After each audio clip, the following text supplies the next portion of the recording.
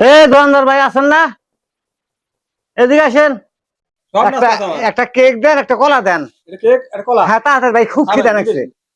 আনছেন ভাই? হ্যাঁ ভাই, এই যে খান, এই যে এত কলা। দেরি হলো ভাই, এখন দোকানদারি করে খাওয়াবেন না? আরে ভাই, আপনার হ্যাঁ জন্য এই যে কলা ভাই সাহেব ভালো হয়ে এলাম, কথা বুঝছেন? হেই, আমার খিদা লাগছে কখন আচ্ছা খান।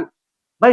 কলা চামড়া দিয়ে খুব মোটা। হেই, কলা চোষাই দেখখানে কলা কমে দেয় তেহাই দিমু কি আর। কলা তো মিষ্টি তেমন না।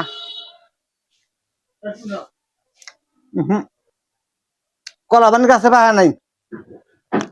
কাঁচা কলা পাইরা খাইতে তো বাইরেই পাহাইছে নাই।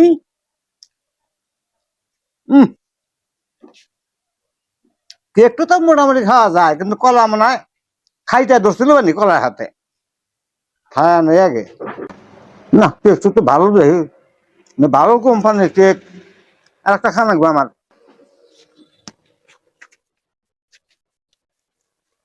আমি তো বলছি যে কাস্টমার রেডি করে পলাইলে মনে হয়, তারপরে যে না খরচ আরো নিব।